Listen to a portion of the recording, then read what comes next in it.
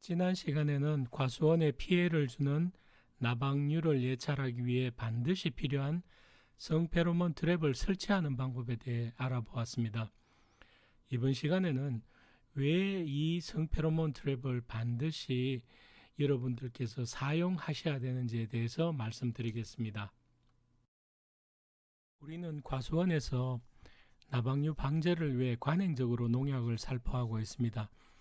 관행적이란 말은 오래전부터 해오던 대로 한다는 말로, 농약 살포를 관행적으로 한다는 것은 사과나무 생육기간 동안 열흘 혹은 보름 간격으로 정기적으로 살충제를 살포한다는 것입니다.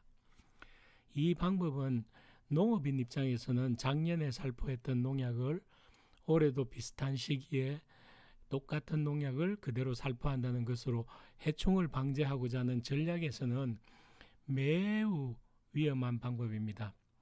그림에서 보듯이 병해충 방제 기술 수준을 5단계로 나눌 수가 있습니다. 가장 낮은 기술 수준을 한번 봐주십시오. 바로 묻지마 방제로 관행적 농약 판매자가 권하는 대로 무의식적으로 살포하는 것입니다. 이렇게 해서는 농사도 농사지만 가장 문제가 여러분들이 돈을 벌기가 힘들다는 것입니다.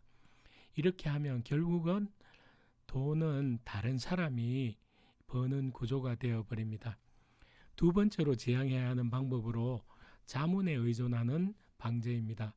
기술센터 등 공공기관의 기술 지도를 받고 광범위 살충 효과를 나타내는 농약을 위주로 살포하는 방법입니다. 이렇게 하면 한 해 일시적으로 해충 방제에는 도움을 받을 수 있으나 장기적인 관점에서 여러분들의 과원 생태계를 보호할 수 없으며 2차 해충의 대발생이 언제 닥칠지 모른다는 불안감이 항상 있습니다. 제가 여러분들에게 요구하는 수준은 최소한 3번째 수준 이상의 기술을 습득해 달라는 것입니다. 3번째 수준인 선별적 방제, 4번째 그 다음으로 병해충 종합관리의 실천, 마지막 최종 단계로 작물 종합관리 발전하는 단계에서 최소 3번째 수준 이상이어야만 여러분들은 안정적으로 사과 농사를 지으실 수가 있습니다. 한 가지 복숭아 순나방 농가 방제 사례의 예를 들어보겠습니다. 실제 농가에서 나방류 해충 방제를 위해 살포한 농약을 기재한 것입니다.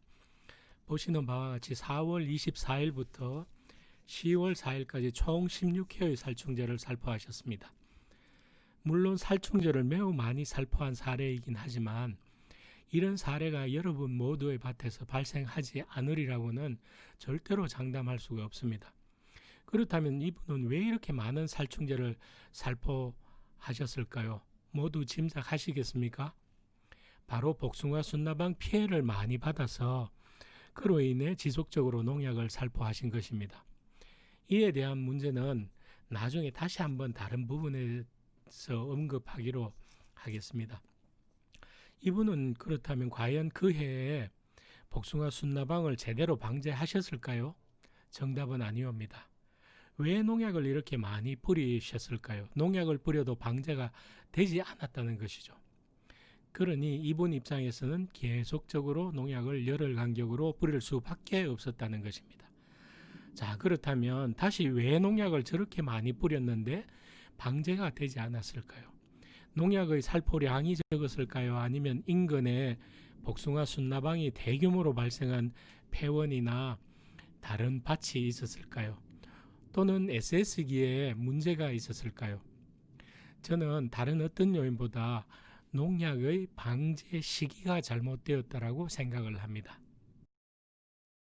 복숭아 순나방은 배, 복숭아, 자두, 사과, 대추, 모가 등등 많은 과일을 가해하는 해충입니다. 곤충도 사람처럼 한 가지 과일만 먹는 것이 아니라 다양한 과일들을 먹으면서 사는 곤충이 있고요. 복숭아 순나방도 그 가운데 하나의 곤충입니다. 이들은 주로 나무의 겉껍질 틈새에서 그림처럼 유충으로 월동하게 됩니다. 복숭아 순나방의 월동 유충과 신초의 피해, 그리고 어린 과실의 피해 증상입니다.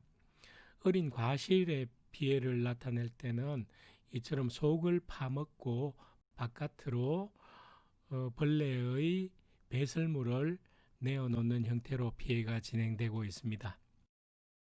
월동안 복숭아 순나방 유충이 3월 하순부터 발육하여 4월 상중순경에 성충이 됩니다. 그래프에 2016년부터 2019년까지 복숭아 순나방의 연중 발생 정도를 나타내었습니다. 보실 수 있듯이 해마다 발생 정도, 즉 복숭아 순나방의 마리수가 달라지는 것을 보실 수 있으며 발생 시기도 약간 달라집니다.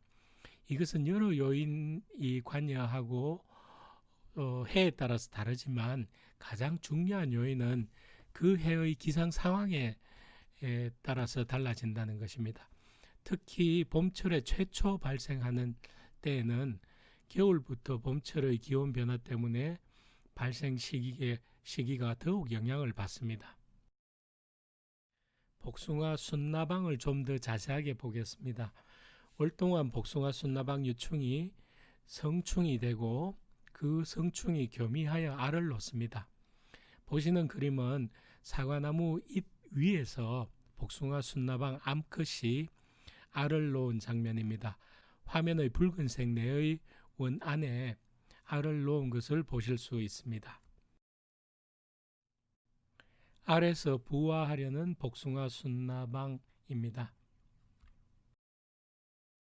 시간이 경과하면서 알에서 깨어나는 유충의 모습이 보입니다. 알에서 완전히 깨어난 복숭아 순나방 유충의 모습입니다. 아직 잎의 왁스층을 뚫고 나오지는 않았지만 거의 완전한 형태의 유충의 모습입니다.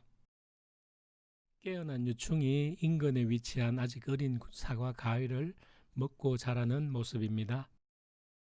복숭아 순나방 암컷 성충은 사과 잎 과실 표면뿐만 아니라 햇순의 끝부분에도 알을 놓습니다.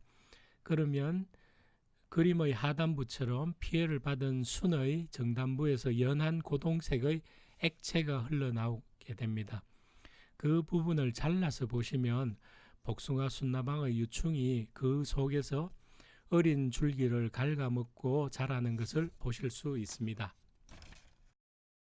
이 복숭아 순나방을 어떻게 예찰하고 방제하는가 하는 부분으로 돌아가 보겠습니다. 아래 붉은색 화살표를 봐주십시오.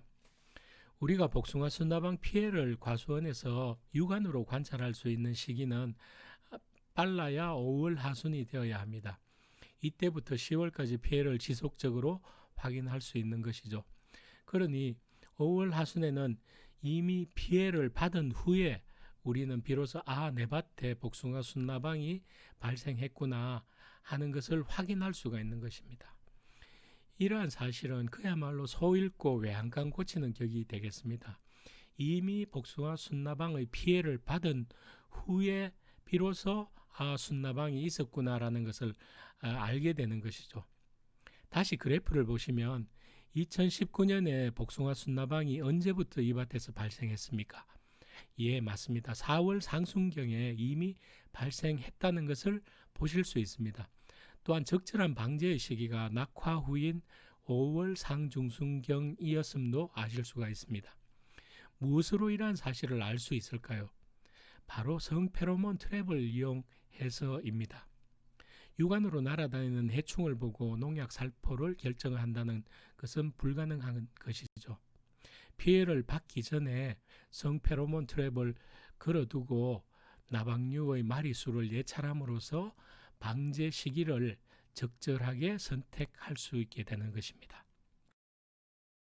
이처럼 성페로몬 트랩은 우리 밭에 나방류의 피해가 나타나기 전에 해충의 발생 정도를 미리 알 수 있는 도구이기 때문에 여러분들에게 중요한 것입니다.